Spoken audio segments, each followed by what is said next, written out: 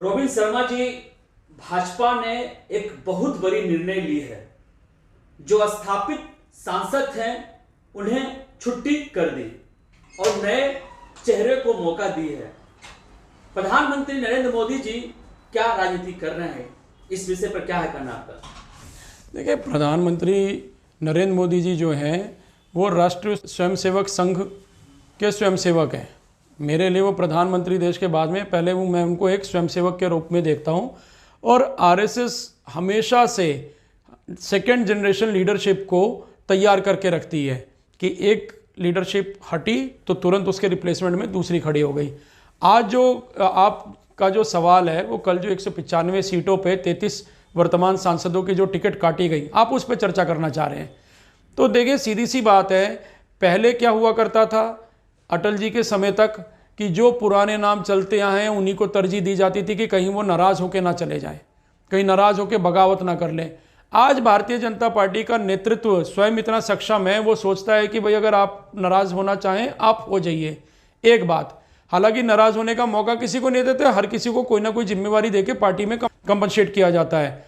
जो 33 सांसदों की टिकट काटी गई है उसके पीछे बहुत सारी रिपोर्ट्स हैं, मैं भी पढ़ रहा हूँ मीडिया में और लोगों के बीच में सुन भी रहा हूँ कि जो सांसद एरोगेंट थे, जिनकी एरोगेंस की वजह से पार्टी को नुकसान हो रहा था, जो सांसद मोदी जी की योजनाओं को लेकर नीचे नहीं जा रहे थे, वैसे सांसदों की टिकट पार्टी ने काटी है। और कुछ सांसद ऐसे थे जिन्होंने बड़े विवादित बोल बोले, जो सरकार की लाइन को टो नहीं कर रहे थे।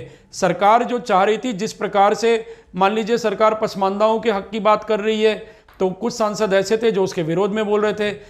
सरकार महात्मा गांधी जी के विषय में बात कर रही थी तो कुछ सांसद ऐसे थे जो कि महात्मा गांधी के विरोध में बोल रहे थे। तो बहुत सारी ऐसी बातें थी जिसकी वजह से सांसदों के टिकट कटे।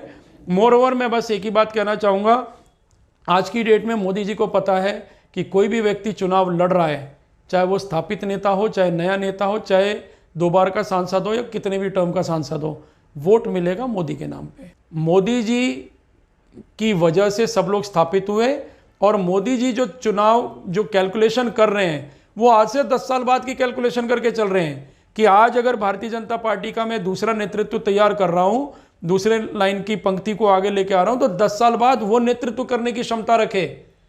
तो ये तो लगातार एक प्रोसेस है भाई। कांग्रेस उस प्रोसेस को अडॉप्ट नहीं करती है और पॉलिटिकल पार्टी अडॉप्ट नहीं करते और लोग अपने परिवार में घूमते रहते हैं। भारतीय जनता पार्टी का कुनबा इतना बड़ा है कि उनके पास ऑप्शंस बहुत है।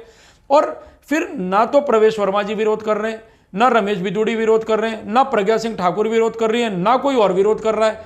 विरोध कौन कर रहा है? विरोध तो अच्छा, इन लोग के नाम पे विरोध कर रहे हैं यूपीए के लोग, इंडिया गठबंधन के लोग। ये बड़े कमाल की बात है। अरे भाई, अपनी सीट बांटो ना यार। भारतीय जनता पार्टी में किसको टिकट मिला किसको नहीं मिला, भाजपा को समस्या नहीं, जिसकी टिकट कटी उसको समस्या नहीं, बाकी लोगों को क्यों समस्या है? कारण क्या है कि विपक्ष के पास में कोई नेता ही नहीं है और जितने भी नेता हैं वो भ्रमित नेता है। स्वयं तो भ्रमित हैं ही और जनता को भी भ्रमित कर रहे हैं। ये जनता को समझ में आता है कि ये हमारे भले में कोई काम नहीं कर सकते।